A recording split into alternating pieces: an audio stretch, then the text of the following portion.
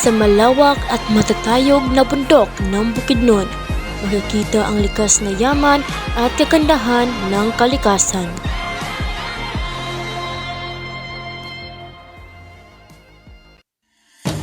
Kilala sila sa kanilang tradisyonal na sayaw, musika at kasaotan na nagpapakita ng kanilang pagkakakilanlan bilang katutubong talaanding.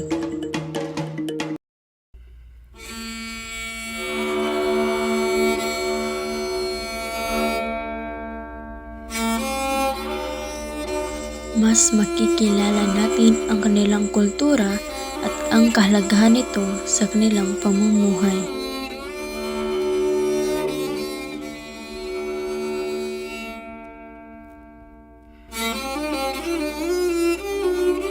Nagtitipon ang mga leader ng tribo upang magsagawa ng tradisyonal na ritual.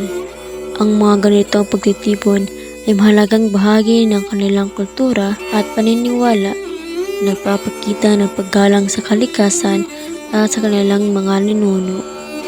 Bahagi ng kanilang paniniwala ang paggalang kay Magbabaya na kinikilala bilang dakilang lumikha.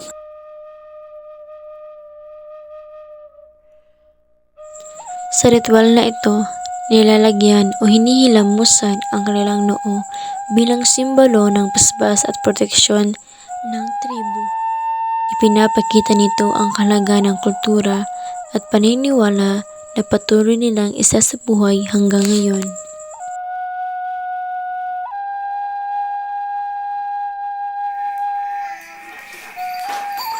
Ipinapakita rin nila ang kanilang tradisyonal na Binanog dance, isang sayaw na ginagaya ang galaw ng agila.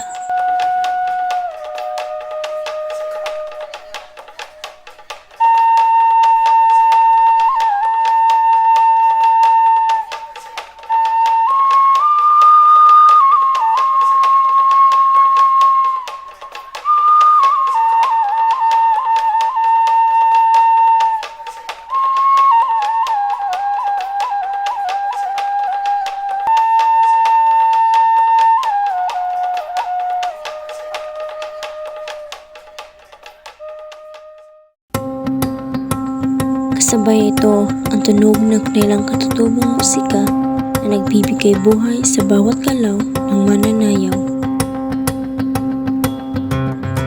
Itinuturo rin nila ang sayaw na Binanog sa mga kabataan upang maipasa ang kanilang kultura sa susunod na henerasyon.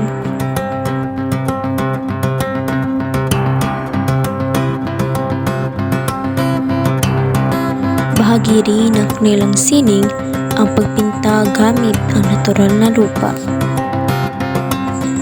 Isa sa mga kilalang gumagawa nito ay si Salima Saway, na kilala sa pagpapakita ng kultura ng talaandig sa pamamagitan ng kanyang mga obra. Isa ito sa kanyang mga obra, ang agila ay simbolo ng lakas, gabay at espiritual na ugnayan sa kalikasan. Padalas itong ginagamit ni Salima Saway sa kanyang pagpinta bilang representasyon sa paglalakbay at pagkakaisa ng tribo.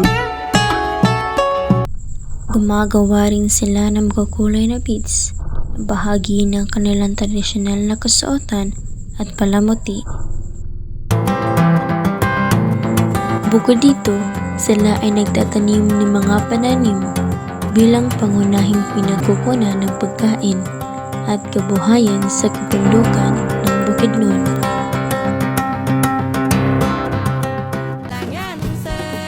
Halina at tuklasin ang kultura ng Talandig, damhin ng sining, musika at tradisyon na patuloy na nabubuhay.